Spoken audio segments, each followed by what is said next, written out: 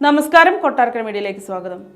നാമനിർദ്ദേശ പത്രിക സമർപ്പണത്തിന് സമയം അവസാനിക്കാൻ ഏതാനും മണിക്കൂറുകൾ മാത്രം ശേഷിക്കെ അമേഠിയിലും റായ്ബറേലിയിലും സസ്പെൻസ് അവസാനിപ്പിച്ച് കോൺഗ്രസ്. ദിവസങ്ങൾ നീണ്ട അഭ്യൂഹങ്ങൾക്ക് വിരാമമിട്ട് രാഹുൽ ഗാന്ധിയെ റായ്ബറേലിയിലും കിഷോർലാൽ ശർമ്മയെ അമേഠിയിലും സ്ഥാനാർത്ഥിയായി പ്രഖ്യാപിച്ചു. 2019 സമാനമായി രാഹുൽ ഇത്തവണയും 2 മണ്ഡലങ്ങളിൽ മത്സരിക്കാൻ പോകുകയാണ്. നിലവിൽ വയനാട്ടിലെ സിറ്റിംഗ് എംപിയായ രാഹുൽ ഇത്തവണയും ഇവിടെ നിന്ന് ജനവിധി തേടിയിരുന്നു. 2019 വയനാടിന് പുറമെ അമേഠിയിലായിരുന്നു രാഹുൽ മത്സരിച്ചത്.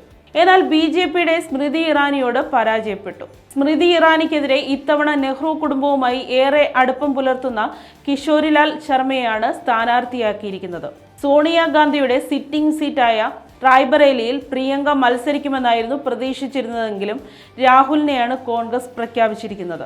മെയ് 20 പോളിംഗ് നടക്കുന്ന റായ്ബറേലിയിലും അമേഠിയിലും നാമനിർദ്ദേശ പത്രിക സമർപ്പിക്കേണ്ട സമയം ഇന്ന് 3 മണിയോടെ അവസാനിക്കാനിരിക്കെയാണ് കോൺഗ്രസിന്റെ സ്ഥാനാർത്ഥി പ്രഖ്യാപനം. റായ്ബറേലിയിൽ സ്ഥാനാർത്ഥിയായി തിരഞ്ഞെടുത്ത കിഷോർലാൽ ശർമ്മ നെഹ്റു കുടുംബത്തിന്റെ വിശ്വസ്തനാണ്. അമേഠിയിൽ മുൻ പ്രധാനമന്ത്രി രാജീവ് ഗാന്ധിയുടെയും റായ്ബറേലിയിൽ സോണിയാഗാന്ധിയുടെയും പ്രതിനിധിയായി പ്രവർത്തിച്ചിട്ടുണ്ട് അദ്ദേഹം. രാഹുലിന്റെ ഇരട്ട സ്ഥാനാർത്ഥിത്വത്തിന് പിന്നാലെ വയനാട്ടിലും റായ്ബറേലിയിലും ജയിച്ചാൽ ഏത് മണ്ഡലം ഉപേക്ഷിക്കുമെന്ന രാഷ്ട്രീയ ചർച്ചകളും ഇതിനോടകം ആരംഭിച്ചിട്ടുണ്ട്. റായ്ബറേലിയിലെ സിറ്റിംഗ് എംപിയായ സോണിയ രാജ്യസഭയിലേക്ക് പോയതോടെയാണ് ഇവിടെ കോൺഗ്രസിന് പകരക്കാരനെ കണ്ടെത്തേണ്ടി വന്നത്.